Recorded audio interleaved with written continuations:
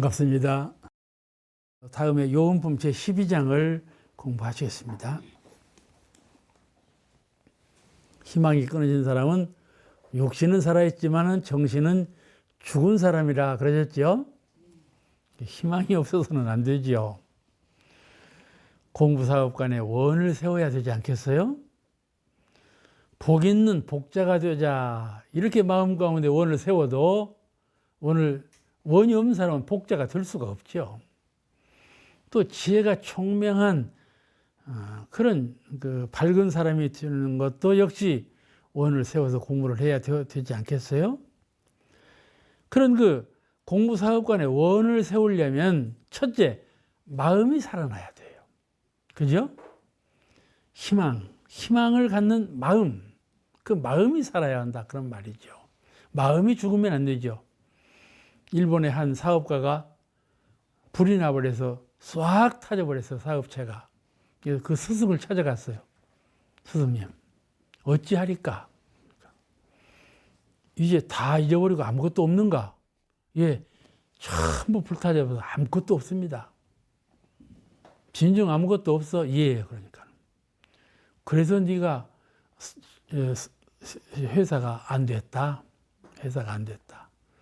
네 마음에 부처가 없구나. 그때. 네 마음에 부처가 없어. 설령 재산이 다 망해도, 건강이 다 손실되어도 마음 가운데 부처가 있어야 하는데, 그러죠? 그 부처가 있어야 된다는 말은 무슨 뜻인가 하면 마음이 있어야 된다, 그런 말이에요. 생심, 새로 소생하는 희망적인 마음이 살아있어야 된다, 그런 말이에요. 그죠? 소생하는 마음을 갖고 있지 않으면 사음께서 그를 구제할 수가 없어요. 이 땅에 종자가 있어야 사음께서 그 종자를 싹을 틔우게 해주시고 자라게 결실을 맺게 해주시지, 종자가 없어 보세요. 아무리 사음께서 하시려고 해도 할 수가 없잖아요. 그와 같이 이 희망을 갖는 마음, 이 마음을 생심을 가져야 한다, 그런 말이죠. 사람이 늙으면 그래요. 다 포기해버려요. 다 포기하면 저 사람 늙으니, 사람들이 다 그걸 늙은이라고 해버리는 거야. 그럼 아무리 늙었어도 늙은이라고 사람들이 말 안 듣는 분이 있어요. 그런 분은 정신이 살아있는 분이에요. 정신이 살아있는 분은 늙은이라고 하지 않아요. 그 눈빛이 살아있고 그 행하는 것이 전부 살아있는 모습이 그대로 나타나는 거이죠.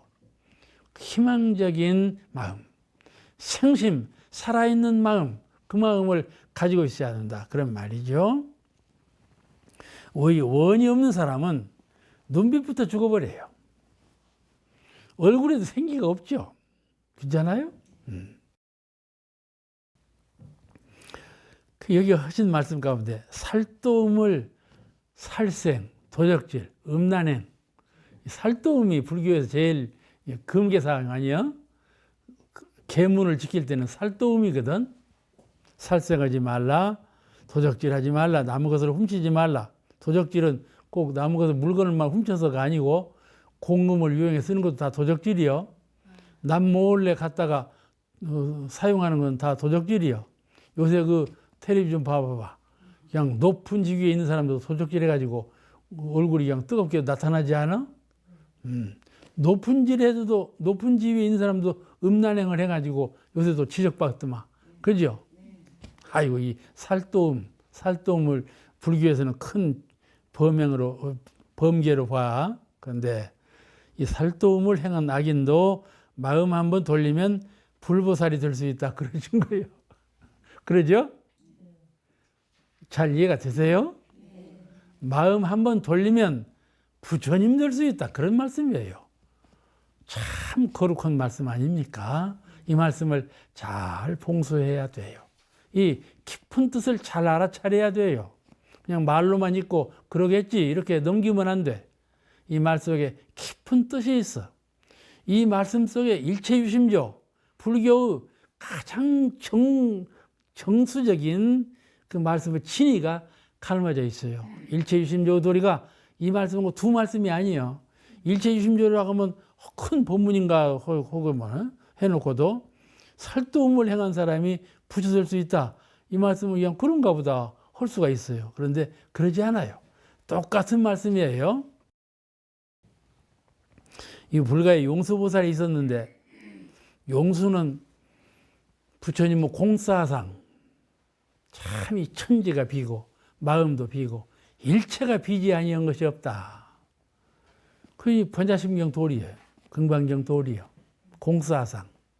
이 흥화문의 부처님의 공사상을 중도사상으로, 중도사상이라는 것은 내 마음을 쓸 때 중에 맞게 써라 그거예요. 용심 아시겠죠? 마음을 텅 비워버리고 버려버리라가 아니고 마음을 치잡아서 중도에 맞게 쓰라. 이 법을 가르친 분이 용수예요. 그래서 용수보살은 아주 불가의 혁명을 일으킨 아주 훌륭한 성자셔요. 그런 그 중도사상을 개창한 용수가 세 비구하고 네 사람이 청량령 때 기계가 장대해가지고 궁궐에 들어가고 궁궐에 있는 여인을 범했는데 다 잡혔는데 용수만 안 잡히고 교묘하게 빠져나왔어. 하마터면 죽었어. 그 세 사람은 그거 죽었어. 왕궁에 들어가서 궁녀를 범했으니 살려놓겠어요? 이제 죽였지. 그 세 사람은 죽고 용수만 살아나왔어. 그래가지고 이제 산중에 입산수도했어. 참 인생은 무상하다. 참 내가 할 것이 무엇인가 해서 도를 닦는 것밖에 없다는 걸 깨달았고 입산수도해서 히말라야 산에 들어갔어. 그래가지고 3년 수도하고 다음에 스승을 만나가지고 견성오도했어요. 견성오도해서 이제 그 중도사상을 개창한 분이 용수요. 그 불가 이 얘기를 하면 용수 얘기를 하면 항상 이 얘기를 해. 언제든지 아주 그냥 바늘 가는데 실 가는 것 같이 용수 얘기만 하면 이 얘기를 해. 아시겠죠? 이렇게 과거에는 그렇게 그런 일을 했어도 한마음 바꾸니 부처가 되었다. 그걸 실행한 분이 용수예요. 물론 용수는 그 전에도 훌륭한 분이에요. 한때 잘못한 것이지만은 근기가 훌륭한 분이죠. 그러니까 이렇게 견성오도했지. 다 그러는 건 아니지 않겠어요? 불교에서 또 그 종정까지 지낸 그 효봉 스님이라고 훌륭한 큰 스님이 계셨어요. 이분이 판사였는데 평양에서 판사를 지낸 분인데 젊은 나이에 판사가 돼가지고 한 사람을 죄를 심판할 때 잘못 심판해하고 사형을 했어요. 한 사람 생명을 무료하게 죄 없는 사람을 죽인 거예요. 그것이 큰 양심에 갇히게 되어가지고 그냥 판사를 내버렸어요. 내버리고 절로 들어갔어요. 절로 들어간 절이 신계사예요. 저 금강산 신계사. 들어가서 이제 수도를 하는데 제일 이제 아랫자리에서 수도를 이제 판사 지낸 건 다 감춰버리고 제일 아랫자리에서 수도를 하는데 아주 총명할 것 아닙니까? 수도를 하는데 몇 년 수도 생활을 하고 있는데 갑자기 관광객이 와가지고 일본 사람인데 관광객이 와가지고 딱 알아봤단 말이야. 하고 뭔 판사 그래 버렸네. 대중이 듣는 데서. 그러니까 나 판사라는 거지. 들통이 나버렸어 그때부터.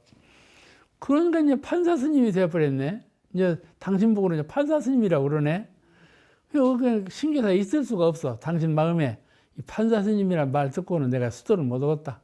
하고 도로 그냥 이제 내려왔어. 내려온 것이 이제 해인사예요. 해인사에 내려와서 수도를 했어. 수도를 했는데 6.25를 당했어. 6.25를 당하니까 다 이제 절에 있다는 다 또 죽어. 다 잡혀 죽어요. 그냥 이 효봉 스님 보고 피하시라고 그래서 안 피해. 나는 여기서 내가 피하면 이 절을 누가 지키겠냐. 나는 절하고 같이 있으려니까 너희들이 가거라. 절을 절대로 비부들 안 했어요. 하고 무난히 이제 지내셨는데 그런 분을 누가 이렇게 피해를 줄 수가 없죠. 무난히 지내셨는데 벼를 넣고 뜯는 거 보고 뭐 절구통이라고 그러잖아요. 동구통 있죠? 이 스님 별명이 절구통 스님이야. 절구통처럼 가만 한 번 앉으면 움직이들 안 해. 한 번 앉으면 움직이들 안 해. 그 절구통 스님이라고. 그래서 견성오도한 것이죠. 한 번 앉으면 움직임이 없을 만큼 입정산매에 드는 것을 아주 잘 지킨 분이죠. 그와 같이 한 번 실수를 한 것이 마음 한번 고쳐먹고 새 길로 희망을 가지니까 성부르기회가 아주 가차고 왔다 그런 말이죠. 우리 마음 가운데도 그래요. 우리 마음 가운데도 지금 무슨 죄를 지어서 이렇게 하라는 말이 아니라 언제든지 평상심으로 살지 말고 평상심에서 탁 마음을 출중하게 솟아내야 돼요. 그런 거 일반적인 평상심에서 있지 말고 탁 솟아나야 돼요. 그게 한마음 생심이거든요. 생심이에요. 그게 희망이에요. 그러니까 희망이라는 것은 한 번 갖는 것이 아니라 늘 희망적으로 하는 것이죠. 다시 말씀드리면 나도 할 수 있어, 나도 할 수 있어 하는 것이에요. 무엇이든지 내가 할 수 있다는 가능성을 저버리고 평범해지면 안 되는 거예요. 부유한 사람이 될 때에도 그렇고 지혜 밝은 사람이 될 때에도 그렇고 회복간에 사람이 진급할 수 있는 것은 늘 희망적인 마음으로 자꾸 샘솟듯이 올라서야 돼. 샘물이 한 번 맑아진 것이 아니잖아요. 늘 샘물이 솟아오르면서 맑아진 것이에요. 그와 같이 마음에 생심이 있어야 한다. 마음이 살아나야 한다 그런 말이죠. 그를 일신 우일신이라는 말씀으로 옛날 도인들이 그런 말씀을 했어요.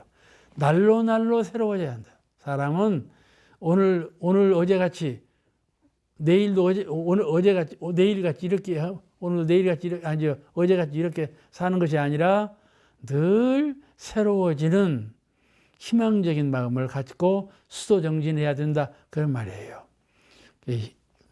이 희망이 끊어진 사람 말씀은 저 어리석어 갖고 처음부터 희망이 끊어진 사람, 인생을 포기한 사람만을 갖고 하는 말이 아니라 수도문 중에 수도원 사람도 희망이 끊어져. 그 말은 늘 새롭게 변화하는, 새롭게 솟아오르는, 진급하고자 하는 원이 평상심으로 가라앉은 그 모든 대중에게 하는 말이에요.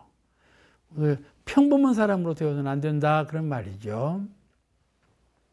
늘 깨어나고 살아있어야 돼요.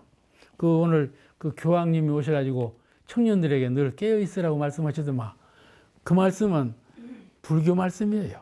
깨어있으라는 말씀은. 아주 좋은 말씀 했어요. 늘 깨어있어야 돼요. 총중에 머물러 있으면 안 된다. 그런 말이에요.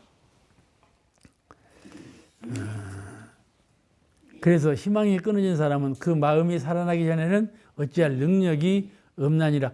당신은 부처님의 능력은 한없는 능력이신데 희망 없는 사람은 그 능력으로도 제도할 수가 없다. 그러신 것이죠. 가령 천지연기 아심정할 때 사은님께서 연기를 주시려고 하는데 저가 희망이 끊어졌다 이 말이에요.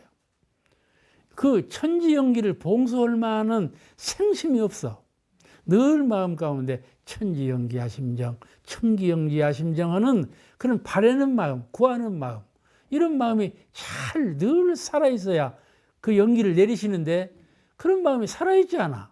그럼 어떻게 내리실 수가 없다 그런 말이에요. 그 말씀은 부처님께서 능력으로 가호할 수가 없다는 말씀은 사은께서 연기를 주실 때에도 꼭 그와 같다 그런 말이에요.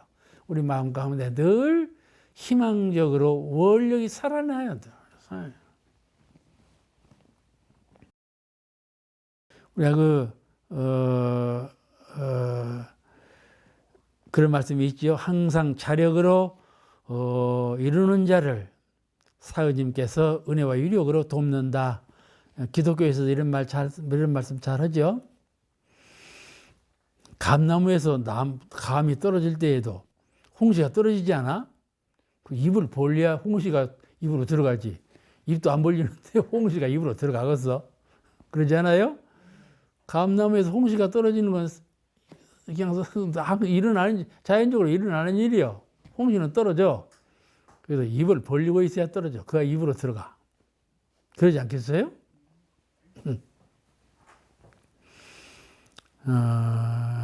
비록 우리가 죽을 병이 들었을지라도 간절한 정신으로 사죄하고 구하면 재성의 위력은 어떤 모습일지라도 우리에게 나타난다. 그런 말씀이죠. 죽을 병이 들었을 때에도 진실하게 사죄하고 구하면, 사은님께 구하면 어떠한 모습으로 일지라도 은혜가 돌아온다. 은혜와 위력이 가피된다. 그걸 믿어야 하는 것이죠.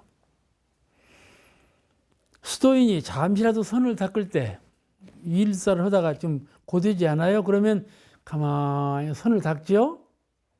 선을 닦을 때 곧 죽을 사람처럼 선을 닦으세요. 곧 내가 죽을 사람처럼. 그죠? 그래야 선이 잘 닦아져요. 달마대사가 면벽9년 벽을 향해서 9년간 계셨어요. 9년간의 세월은 참 장구한 세월입니다만은 면벽하고 9년간 수도를, 그 도를 다 이루셔서 큰 도인이시지만은 면벽9년을 다시 하셨거든. 그처럼 선을 닦을 때에도 곧 죽을 사람처럼 해야 되고, 구함이 있는 사람. 아까 말씀드렸죠? 천지연기하심정. 천지의 그 청한 밝은 기운이 내 마음에 강림하소서. 그런 원하는 마음으로 가만히 삼매에 든다. 그런 말씀이죠. 그냥 삼매에 드는 것보다는 그렇게 간절히 구하는 마음으로 삼매에 들면 훨씬 더 수양이 잘 된다. 그런 말이에요. 좌선할 때도 그래, 언제나 그래요. 죽을 사람처럼, 큰 위기에 봉착한 것처럼 그렇게 해야 하는 거예요. 그런 자세를 갖고 하면 그냥 평범한 자세로 하는 것과 비유할 수 없이 그 선의식명에 돌입할 수가 있어요. 또 불보살들은 중생에게 희망을 열어주는 원력을 세우고 세세생생 끊임없이 노력하신다 그러셨어요. 불보살들은 세세생생 끊임없이 노력하신다. 중생에게 희망을 열어주시기 위해서 세세생생 끊임없이 이 생에도 오시고 또 다음 생에도 또 오시고. 그러나 부처님은 안 오시고 그냥 법계에 계시면 될 텐데 왜 또 생에 또 오시고 후생에 또 오시고 하시냐 말이에요. 그걸 대자대비의 법력으로 중생의 희망을 열어주기 위해서 오신다. 그런 말씀이죠. 오신다. 그런 말씀이에요. 그런 부처님의 자비의 은혜와 법력을 우리가 갚아야지 망치르면 안 되죠. 아주 이렇게 좋은 호시절, 참 호남 지역에 태어났으니까 우리가 원불교를 만났죠. 만났죠. 이렇게 좋은 법을 만나서 그 참 얼마나 성스럽고 좋은 법을 만나고 좋은 기회입니까? 이런 기회를 그냥 헛되이 지내면 안 되겠죠. 불보살들은 법계에서 육도에 들지 않고 자유자재할 수 있지만은, 그러나 대자대비 원력으로 중생의 희망을 열어주기 위해서 참 쉬지 않고 이 세상에 오신다. 그런 말씀입니다. 그래서 사생의 자부가 되시고 3계의 대도사가 되셨다. 그렇게 말하는 것이에요. 여기서 내 마음이 곧 부처요 내 성품이 곧 법이니라. 이 불가 유명한 말인데 이 말씀을 외우셔야 돼요. 심즉 불이요 성즉 법이다. 내 마음이 곧 부처요 내 성품이 곧 법이다. 이 말씀이 있는데 이 말씀이 참 일체 중생에게 희망을 최상의 희망을 주신 법문이에요. 내 마음이 곧 부처요 내 성품이 곧 법이니라. 이 말씀이 모든 가능성을 이 마음에서 생심에서 열어주셨거든요. 대산종사 법어 동원편 7장에 이런 말씀이 나와요. 종교학자 기독교인인데 시들러라고 하는 종교학자가 묻기를, 기독교는 하나님을 초월자와 내재자, 초월적인 하나님과 모든 중생에게, 모든 생명에게 내재해 있는 하나님, 초월적인 하나님하고 내재해 계신 하나님하고 조화를 이루는 가운데 절대자로서 하나님을 신봉합니다. 기독교는. 근데 원불교에서 말하는 타력과 자력의 병행, 타력과 자력의 원난 병행 신앙이, 병진 신앙이 있죠. 그 타력과 자력의 신앙법이 기독교에서 말하는 그 신앙법과 같습니까? 이렇게 물었어요. 대단 총사님께서 대답하시기를, 그 기독교적인 말씀을 안 하시고 불교적인 말씀을 대답하시기를, 우리는 상을 믿지 않는다. 그렇게 말씀해요. 가령 이분은 초월적인 하나님을, 하나님으로서의 절대신을 따로 두었어요. 따로 두었어. 그 신을 말씀한 거예요. 지금 이 슈들러라고는 슈들러죠. 슈들러 신학자가, 불교에서는 불상, 그죠? 불상, 부처님 상, 모든 것을 부처님께 의뢰하죠. 이와 같은 상을 신봉하지 아니하고 처처불상 사사불공 신앙법을 갖고 있다. 이리 말씀하셨어요. 처처불상 사사불공 신앙법을 갖고 있다. 우리가 처처불상 사사불공의 신앙법을 배워서 익히 알고 있는데, 이 처처불상 사사불공의 신앙법에 대해서 참 아주 절실하게 알아야 한다, 그런 말이에요. 절실하게 알아요. 따로 절대자를 두지 않았어요. 따로 두지. 내가 한 마음이 깨끗하고 온전하고 광명하고 그런 자리에 사무치면 그가 바로 절대자이다, 그런 말씀이에요. 내 마음이 절대자고 유별하게 별로 되어 있는 것이 아니고, 내 마음이 커지고 내 마음이 광대무량한 세계 그 입정 삼매에 들면 바로 이 이론상이라 말씀이죠. 이 이론상은 우주만유 이론상과 내 이론상이 도무지 하나다. 도무지 하나예요. 그런 신앙법이, 과거 서가모니 부처님은 천상천하의 유아독존, 내가 유아독존이니라, 그 말씀하고 같은 뜻이에요. 같은 뜻이에요.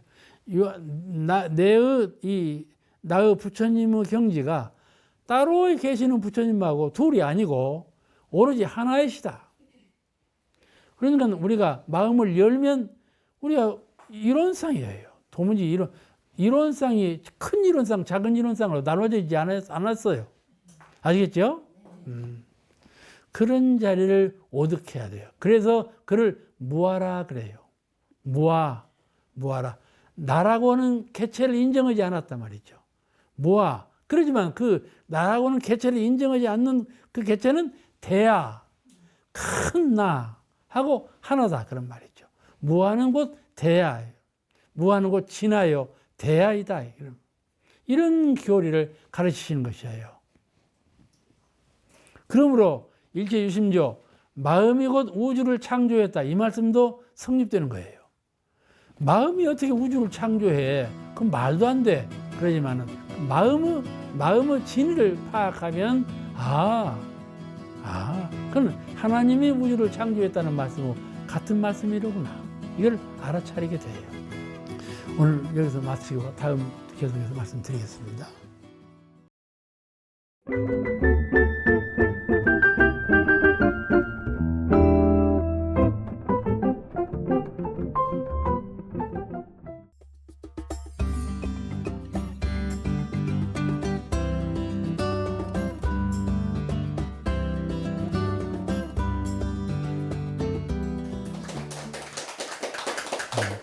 반갑습니다. 14장 공부하시겠습니다.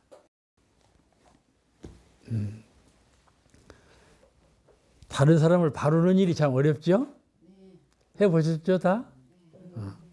다른 사람 그 습관이라든지 행동이라든지 이런 것을 고친다는 것은, 그 마음 쓰는 거, 이런 걸 고치는 건 참 꽤 어려워요. 또, 또 이제 은혜를 받는다 말이죠. 은혜를 받아야만 되는데, 우리는 늘 이론상 서문에 나오는 것처럼 은혜를 입어야 되지 않겠어요? 그죠? 다른 사람 하는 것을 발라줘야 되고, 고쳐줘야 되고, 그러면서도 또 은혜를 입어야 되는데, 이렇게 하려면, 이렇게 잘 하려면, 이렇게 잘 안 된단 말이죠. 이렇게 잘 하려면 내가 먼저 그렇게 하라, 그걸 가르치셨어요. 이렇게 조화를 이루고, 잘 해 나가려면 내가 먼저 해야 된다.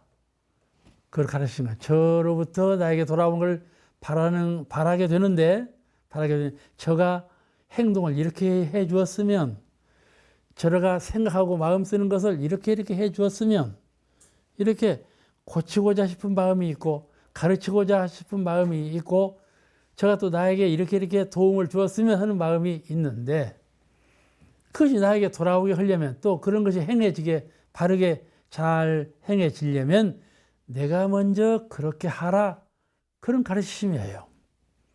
우리가 평소에 잘 알고 있는 말씀이죠. 잘 알고 있는 말씀이에요. 그저 청운의 모토가 그이죠. 뭐 내가 먼저, 은혜 심기 내가 먼저, 뭐 있죠? 5가지인가 6가지인가 내가 먼저 하는 것이 있어요. 그것이 바로 이 본문에서 아마 나온 그 슬로건이 아닌가 싶어요. 이 지도급에 있는 출가 제가, 출가 교무 가운데에서도 지도급에 있는 교무님, 제가 교도 가운데에서도 지도급에 있는 교도님, 이 있죠? 이런 분으로서 잘 아주 명심해야 될 사항이죠. 이것들이. 가정에서도 그렇죠. 가정에서도 지도급에 있는 가장 되시는 분이 이 문제에 대해서 잘 숙고해야 된다. 그런 말이죠. 아는데 그치는 것이 아니라 나에게 절실하게 필요한 것이 바로 이거예요. 왜 그러나에 대해서 진리적으로 설명하신 것이니까는 우리가 한번 공부해 보십시다. 남을 가르칠 때 저가 모르고 있어. 저가 행동을 그르게 해. 말도 잘못하고 행동도 잘못하고 할 때 가르칠 때 이론으로 말로 해주죠. 그렇게 하지 마. 그렇게 가르치죠. 이론으로 가르쳐요. 이론으로 가르친다는 말로 한다 그런 말이에요. 그렇게 하기가 벽 어려워요. 첫째 마음이 좀 도살이죠. 어떻게 할까? 그러다가 좀 가르쳐 말 좀 해줘야지 하고 말을 해요. 그럼 말이 잘 통하냐면 통하지 않거든요. 그러니까 이 말로 사람을 가르친다는 일이 퍽 어렵다. 또 논리적으로 이론적으로 무엇을 깨닫게 해준다는 말이 퍽 어렵다. 이걸 느껴요. 우리가 지도급에 있는 교도로서 이제 초입자 교도에게 교리를 가르친다든지 법을 설해줄 때 그가 쉽게 잘 알아차려야 되는데 그렇게 하기가 퍽 어렵습니다. 어려워요. 그 어려운 걸 느끼는 거예요. 이게 이론적으로 설명해서 그가 감동을 받고 잘 알아차리게 하기가 퍽 어려운 것을 느낀다. 그런 말이에요. 근데 실행으로 본을 보여라. 실행으로 본을 보여라. 가령 그 유치원 아이들을 가르칠 때 말로만 가르치는 것하고 이게 자기가 유희를 하면서 가르치는 것하고는 그 배우는 아이들이 훨씬 더 쉽게 알아듣죠. 뭐 모형으로 무엇을 조작하면서 가르치는 것하고 모형 없이 그냥 말로만 가르치는 것도 다르죠. 실제로 내가 행동으로 그 행동하는 것을 본을 보여주면서 말로 가르치고 말로 가르치면서 본을 보여주면 모든 것이 다 상합이 돼서 훨씬 더 좋은 효과를 얻어낸다. 그런 말이죠. 그러면 내가 먼저 본을 보이라. 그런 말이에요. 쉽겠어요? 어렵겠어요? 들어온 초입자는 원불교 사은도 모르고 이론상도 모르고 대종사님도 몰라. 원불교 회상도 모르고 가르치기 쉬울 것 같아요. 근데 가르치기 어렵습니다. 대종사님에 대해서 가르치기도 어렵고 사은 이론상에 대해서 가르치기가 퍽 어려운 겁니다. 그를 내가 신고를 모신다든지 또는 어떤 말을 한다든지 또는 어떤 법회 출석을 한다든지 이런 모든 면에서 교전을 읽는다든지 모든 면에서 행을 보이는 거예요. 모범적인 행을 보이는 거예요. 그런 행을 보이면서 말을 전하면 아주 쉽게 건넨다. 그런 말이에요. 우리가 집에서 있으면서 자녀에게 원불교 나가자 안 나오거든요. 그건 자녀 탓이에요. 전혀 신심이 없고 전혀 잘 못 알아차리고 전혀 그래서 안 나온다. 저 탓이요. 그런데 그거는 내가 잘못해서 하는 것이죠. 내가 잘못해서 하는 거죠. 그렇잖아요. 그래서 확실히 그가 보는 앞에서 내가 잘 본을 보여야 돼요. 본을 보여야 돼. 왜냐면 법과 항마위에 있는 교도님이 집에서 입교 하나를 못 시켜가지고 법과 항마위에 를 인정할 건가 말 건가 토론되는 때가 있어요. 저 양반 혼자서 하시는 일은 참 매우 잘하시는데 집에 가서 교화할 줄을 몰라. 그래 이걸 어떻게 했구나. 그야말로 다시 말하면 성불은 했는데 재중을 못 하는 거죠. 그런 것이 돼야. 그러니까는 성불을 토로 띄려면 재중을 잘해야 된다 그런 말이거든. 그러니까 이 어려운 관문, 말로 하기 어렵고 이해시키기가 어렵고 본을 보이기가 어렵다 그런 말이죠. 이것이 실제라 하는 것이에요. 실제. 내가 저에게 건넨다. 이것이 실제 상황이에요. 실제 상황을 잘 체득하고 잘 행할 수 있는 분이 참 실제 법력이 있는 분이죠. 실제 법력이 있는 분이에요. 그걸 우리가 잘 체득해서 내가 그런 그 공부길로 잘 나가야 되겠어요. 오늘 이 말씀이에요. 이 말씀을 건성으로 그냥 얼른 읽어가면은 그렇구나 하고 말아버리는데 이 말씀을 잘 뒤집어서 깊이 이해해 보면은 이 말씀의 진정한 뜻이 무엇인가를 잘 알아차리게 돼요. 부모님은 공부를 안 하면서 자녀에게 공부하라고 하면 잘 안 되잖아요. 부모님도 공부를 잘하면서 자녀에게 공부를 하라면 저절로 되는 것이지만은 원불교 청운의 구호는 참 잘 만들어진 거야. 내가 먼저 하자. 그런 구호는 참 잘 된 거예요. 공부나 사업을 할 때, 공부할 때에도, 사업할 때에도, 사업이라는 것은 생활과 공도사업을 다 겸한 말이에요. 생활하는 건 사업이에요. 일이에요, 일. 그리고 공도사업, 원불교 교단을 위해서 또는 가난한 대중을 위해서 어떤 세계적인 사업을 위해서 하는 건 다 사업에 속한 거예요. 알겠죠? 육신을 권할해서 이렇게 생활을 하고 무슨 경제적으로 뭘 돕고 하는 모든 것은 다 사업이라고 그래요. 그 다음에 마음, 정신으로 하는 것을 공부라 그래요. 그 원불교 오면 이공부의 사업을 잘하자 그런 거예요. 공부와 사업이라고 통틀어서 공부와 사업이라고 그러는데 공부와 사업이라고 그러거든요. 그런데 이 공부와 사업이 전부 내 공부, 내 사업이다. 이렇게 알아야 돼요. 공부하는 것이 교당에 나와서 법문을 듣고 공부하죠. 오늘도 공부하잖아요. 이것이 교무님을 위해서 한다고 생각하는 분이 또 있어요. 아이고 나 오늘 바빠 죽겠는데 교무님 때문에 나가야 돼. 왜냐하면 교무님이 전화를 했어. 교무님 때문에 나가. 내 일로 나가는 것이 아니에요. 공부라는 것은 언제든지 일보다 먼저예요. 그거는 내 육신보다 정신이 먼저지요. 그렇잖아요. 육신이 죽을 일이 돌아와도 공부를 먼저 해야 된다 그런 말이에요. 먼저 해야 된다 그런 말이죠. 우선 관계가 그렇게 되어 있어요. 그런 것을 한편에 치우쳐져 있으면 안 되죠. 그러니까 나를 언제든지 공부나 사업 간에 나를 위해서 하는 거예요. 돈 1원 한 장을 원불교 회당에 바쳐서도 원불교에 위해서 하는 것이 아니다 그런 말이에요. 나를 위해서 하는 거다 그런 말이에요. 이것을 철저하게 몰라요. 철저하게 알지 못해요.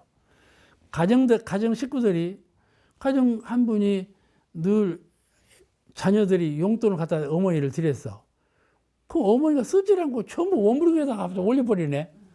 그러면 자녀들이 용돈 드릴 거 없어. 전부 원불교에다 다 줘버리는데 뭐들 갖다 드리냐. 그러거든요. 그렇게 해가지고 원불교 신심이 안 나. 전부 원불교만 갖다 바친다요. 자녀들이 신심이 안 나버려. 그러니까 그런 걸 잘 생각하셔야 돼. 이것을 자녀를 교육을 시켜야 돼. 자녀 모르니까 모르는 교육을 시켜야 돼. 이것은 내가 원불교 회상에 갖다 올리지만은 이건 바로 나를 위한 거다. 나를 위한 거다. 그것이 우주 만유의 가득한 진리이시다. 진리께서 이렇게 공도 회상에 올리는 것은 진리께서 이렇게 순환 법칙에 의해서 나에게 돌려주신다. 이걸 믿는 것이 종교다. 종교다. 이것을 믿지 못하면 네가 그런 믿음이 없기 때문에 그렇다는 것을 가르쳐야 돼요. 가르쳐야 돼. 꼭 그냥 원불교에서 바치는 것으로 알게 하면 잘못된 것이죠. 그 신심 없게 만들어 버리는 것이요. 그러니까 이것을 나는 알고 하지만은 모르는 그에게 잘 가르쳐야 한다. 그런 말이죠. 그러니까 내일이요. 그러니까 가령 아침이면은 마당을 쓸어요. 마당을 쓰면 이제 우리는 원로원의 본관이 있고, 원로님들이 이 방송을 들으셔. 이제 듣고는 내가 그런 말 한다고 하는 거예요. 원로원 얘기를 오늘 좀 해야 되겠어. 원로원이 본관이 있고, 또 별관, 삼별관이 있고, 정화관이 있고, 또 개인적인 숙소가 있고, 식당이 있고, 다섯 채나 돼야. 근데 정화관 앞 뜰이 제일 넓어. 제일 넓어서 주차장이야 뭐하냐 해야 돼. 제일 넓어. 그러고 또 도로까지 겸해야 하고 제일 넓어. 아침에 마당을 쓸어야 돼요. 그럼 누가 쓸 사람이 없지 않아. 마당을 쓸어. 매일 쓰는 거야. 좌선 끝나면 의뢰이 쓰는 거야. 그러면 수고 온다고 해요. 지내가면서. 수고 온다고 해요. 그러면 이 쓰는 것이 아침마다 나갈 때 쓸 때 나 혼자 쓴다는 생각이 없어. 그런데 일과예요. 내가 이 정화관에 나 혼자 산다. 내 혼자 사는 집에 누가 쓸 것이냐? 내가 쓸어야지. 그런 거이죠. 아시겠어요? 서가세존이 어디에서 녹야원에서 회상을 다 만들어서 불교라고 하는 교단을 다 창교를 했어. 거기에 법을 설해서 법이 있고 제자가 모여들어 제자가 있고 회상을 선포했으니까 불교라는 회상을 창교를 했어. 그런 후에 다 나가거라. 이제는 여가 다 불교가 되었다. 이제는 그러니 다 나가서 이제 법을 널리 펴라. 보낼 때 뭐라고 했는 거니? 둘이 가지 마라. 혼자 가라. 그랬단 말이야. 이것이 화두예요. 어째서 둘이 가지 말라 했나? 둘이 가면 서로 좋지 않아? 힘도 합할 수 있고 의견도 교환할 수 있고 훨씬 더 좋은 건데 왜 둘이 가지 말라 했을까? 그런 것이죠. 공부라는 것은 혼자 하는 거예요. 사업도 혼자 하는 겁니다. 왜냐하면 전부 나를 위한 거예요. 나를 위한 거예요. 이 나라 하는 것은 개체적인 나가 아니고 진화, 참된 나를 말해요. 영적인 나를 말하는 거예요. 이와 같이 한다면 누구 잘못해서 뭐 말할 것이 없죠. 누구는 왜 안 한다냐 이런 말 할 것이 없잖아요. 누구는 왜 안고 나만 이렇게 한다냐 이런 마음이 털끝만치도 없죠. 이렇게 공부와 사업 간의 일을 추진해 가야 한다 그런 말이죠.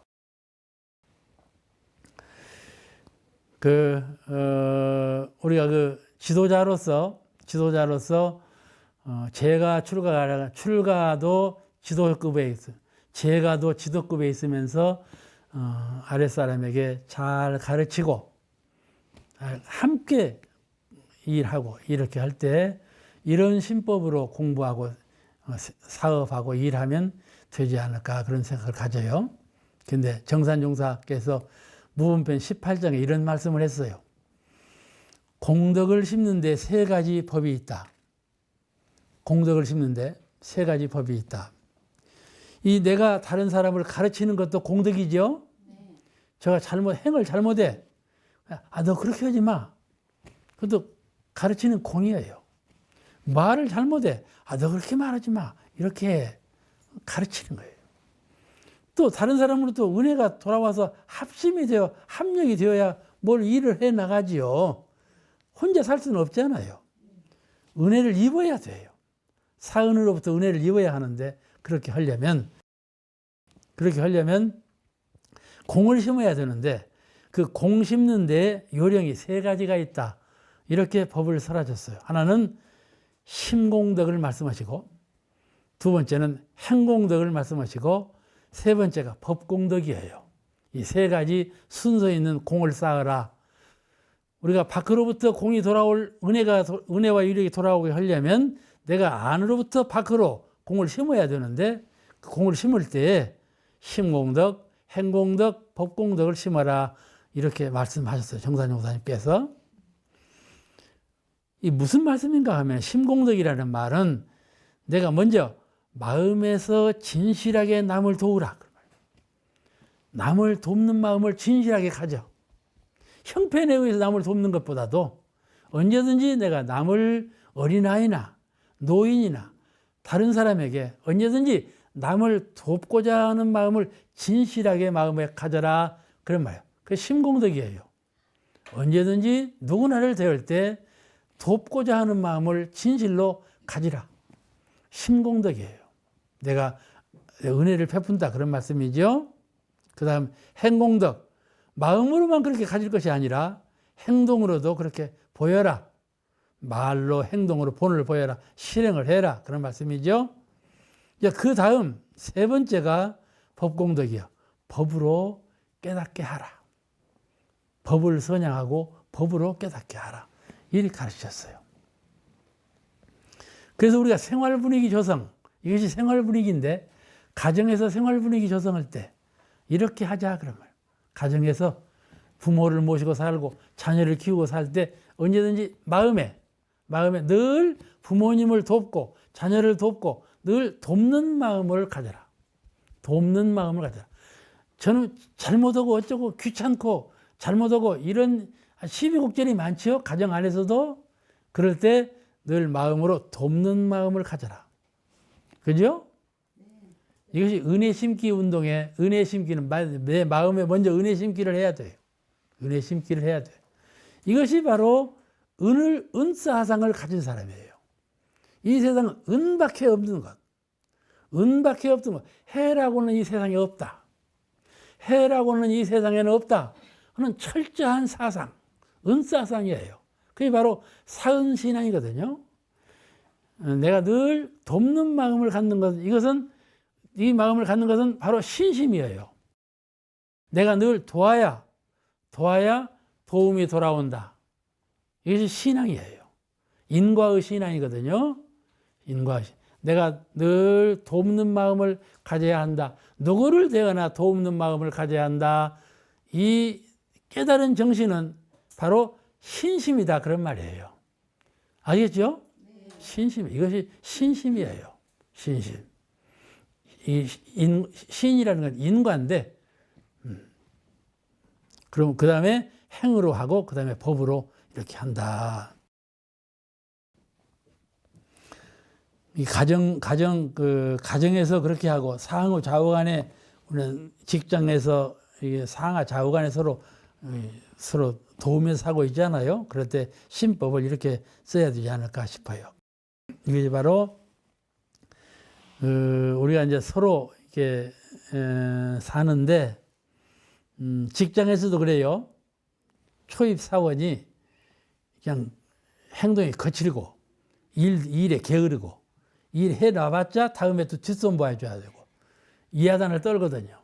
그건 좀 곤란한 거예요. 이 사람 참 사고 뭉치다.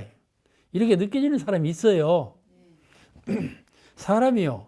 이걸 잘하면 저것도 잘하고, 저걸 잘하면 저것도 잘하는 거예요. 잘하는 사람은 무엇도 잘해요. 그런데 못하는 사람은 또 무엇도 못하네. 그러면 참 문제다.